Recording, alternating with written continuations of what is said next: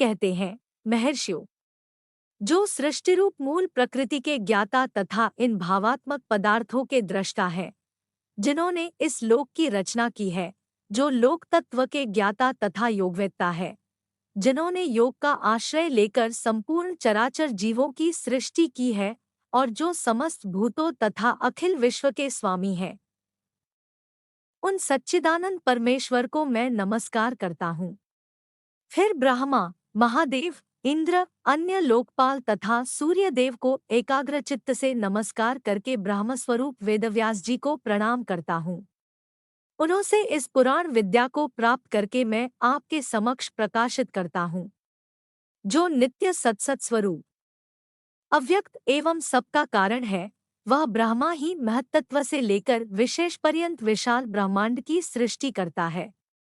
यह विद्वानों का निश्चित सिद्धांत है।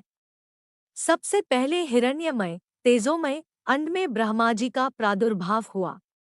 वह अंड सब ओर जल से घिरा है। जल के बाहर तेज का घेरा और तेज के बाहर वायु का आवरण है। वायु आकाश से और आकाश भूतादि तामस अहंकार से घिरा है।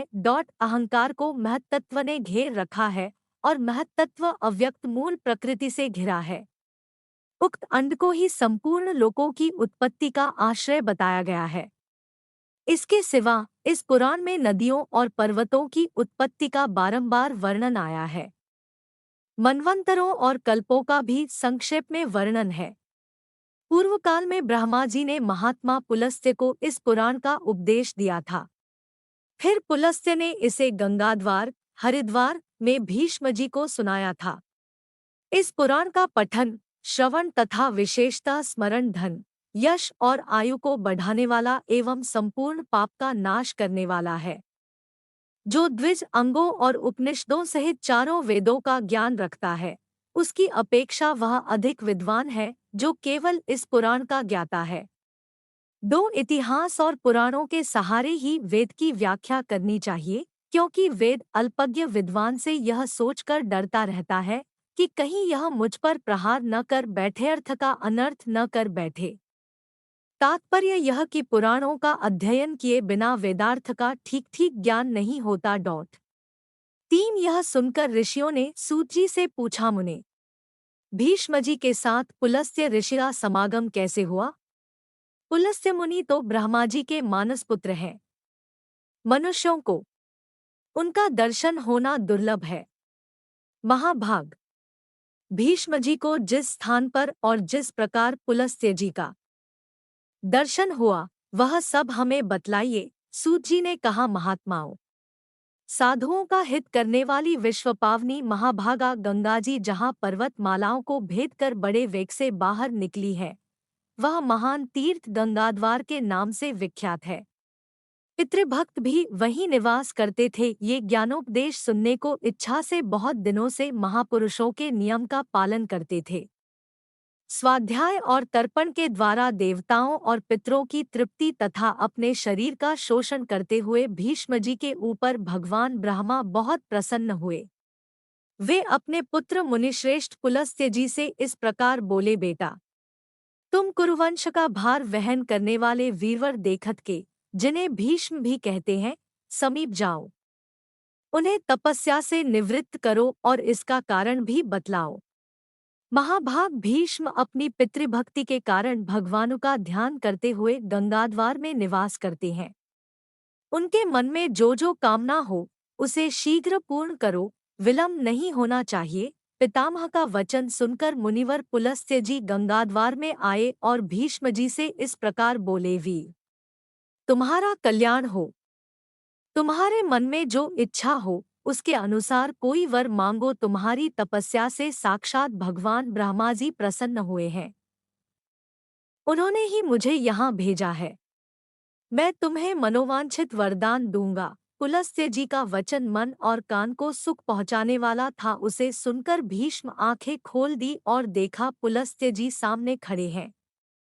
उन्हें देखते ही भीष्म जी उनके चरणों पर गिर पड़े। उन्होंने अपने संपूर्ण शरीर से पृथ्वी का स्पर्श करते हुए उन मुनिश्रेष्ठ को साष्टांग प्रणाम किया और कहा, भगवन, आज मेरा जन्म सफल हो गया।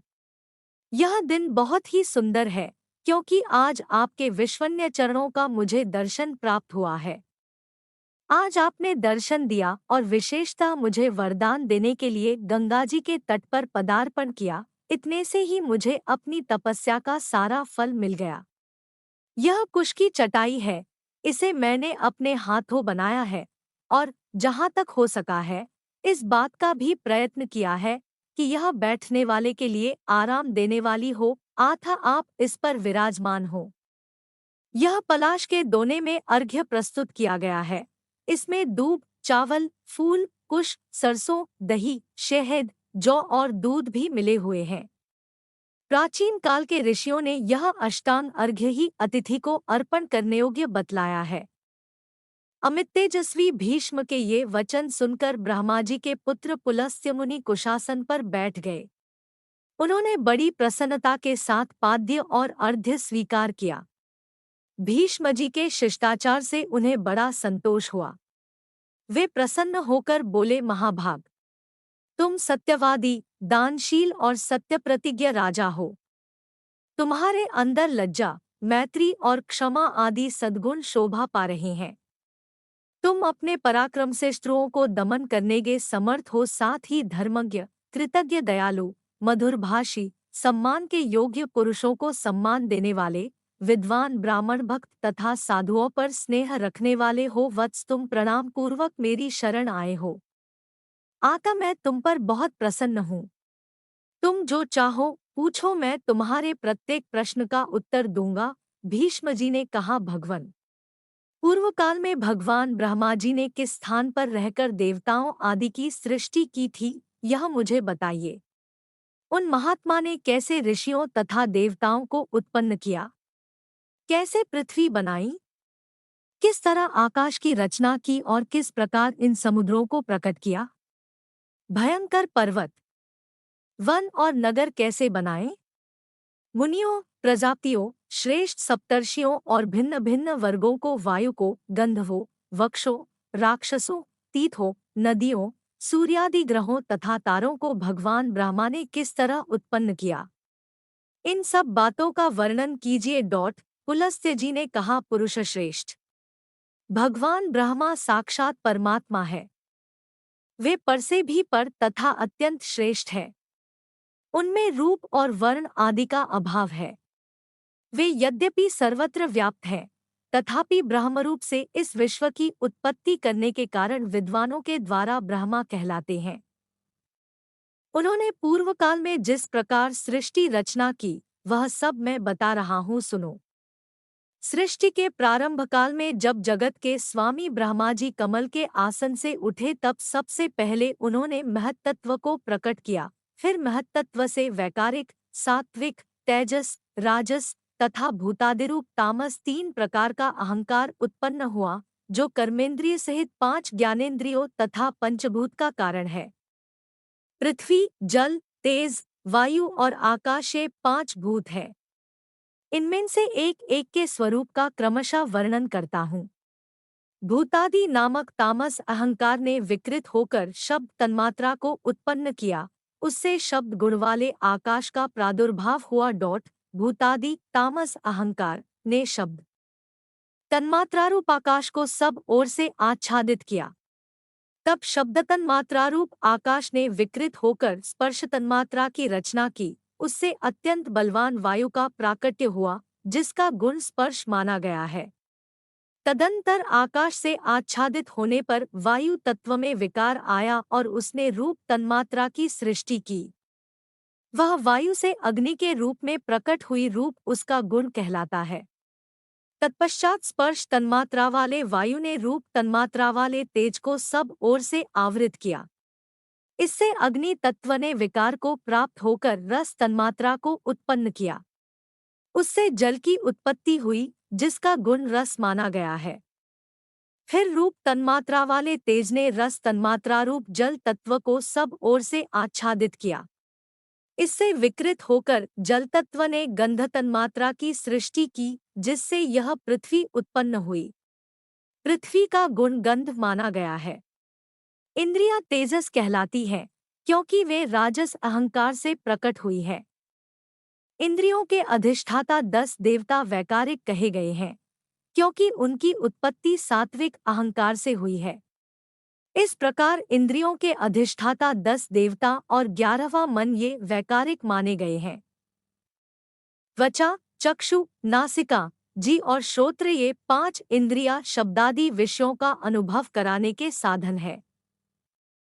अतः इन पांचों को बुद्धियुक्त अर्थात ज्ञानेंद्रिय कहते हैं। गुदा, उपस्थ, हाथ, पैर और वाक ये क्रमशः मलत्याग, मैथुन जनित सुख, शिल्प निर्माण, हस्तकौशल, गमन और शब्दोच्चारण इन कामों में सहायक है। इसलिए इन्हें कर्मेंद्रिय माना गया है। वीर आकाश, वायु, तेज, जल और पृथ्वी वे क्रमशः शब्दादि उत्तरोत्तर गुणों से युक्त है, अर्थात आकाश का गुण शब्द, वायु के गुण शब्द और स्पर्श, तेज के गुण शब्द, स्पर्श और रूपा, जल के शब्द, स्पर्श, रूप और रस तथा पृथ्वी के शब्द, स्पर्श, रूप, रस एवं गंध वे सभी गुण हैं। उक्त पौधों भूत शांत, घोर और मूढ़ है, अर्थात सुख, दुहक और मोह से युक्त है, अतः विशेष कहलाते हैं। ये 5 भूत अलग अलग रहने पर भिन्न भिन्न प्रकार की शक्तियों से संपन्न है। आता परस्पर संगठित हुए बिना, पूर्णत्या मिले बिना ये प्रजा की सृष्टि करने में समर्थ न हो सके। इसलिए परमपुरुष परमात्मा ने संकल्प के द्वारा इनमें प्रवेश किया। फिर तो महत्तत्व से लेकर विशेष पर्यंत सभी तत्व पुरुष द्वारा अधिष्ठित होने के कारण पूर्ण रूप से एकत्व को प्राप्त हुए। इस प्रकार परस्पर मिलकर तथा एक दूसरे का आश्रय ले उन्होंने अंड की उत्पत्ति की।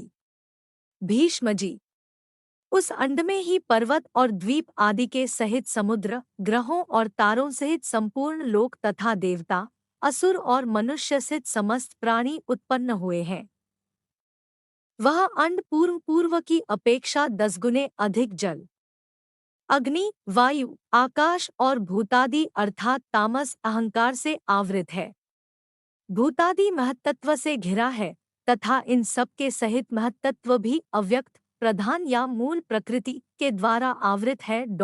भगवान विष्णु स्वयं ही ब्रह्मा होकर संसार की सृष्टि में प्रवृत्त होते हैं तथा जब तक कल्प की स्थिति बनी रहती है तब तक वे ही युग युग में अवतार धारण करके समूची सृष्टि की रक्षा करते हैं। वे विष्णु सत्वगुण धारण किए रहते हैं, उनके पराक्रम की कोई सीमा नहीं है।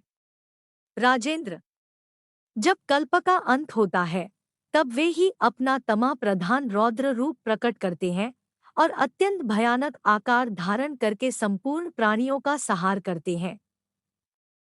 इस प्रकार सब भूतों का नाश करके संसार को एकार्णव के जल में निमग्न कर वे सर्वरूपधारी भगवान स्वयं शेषनाग की शैया पर शयन करते हैं। फिर जागने पर ब्रह्मा का रूप धारण करके वे नए सिरे से संसार की सृष्टि करने लगते हैं। इस तरह एक ही भगवान जनार्दन सृष्टि, पालन और संहार करने के कारण ब्रह्मा, विष्णु तथा शिव नाम धारण करते हैं। वे प्रभु सृष्टा होकर स्वयं अपनी ही सृष्टि करते हैं, पालक होकर पालनीय रूप से अपना ही पालन करते हैं और संहारकारी होकर स्वयं अपना ही संहार करते हैं। पृथ्वी, जल, तेज, वायु और आकाश सब वे ही है, क्योंकि अविनाशी विष्णु ही सब भूतों के ईश्वर और विश्वरूप है। इसलिए प्राणियों में स्थित सर्ग आदि भी उन्हीं के सहायक है।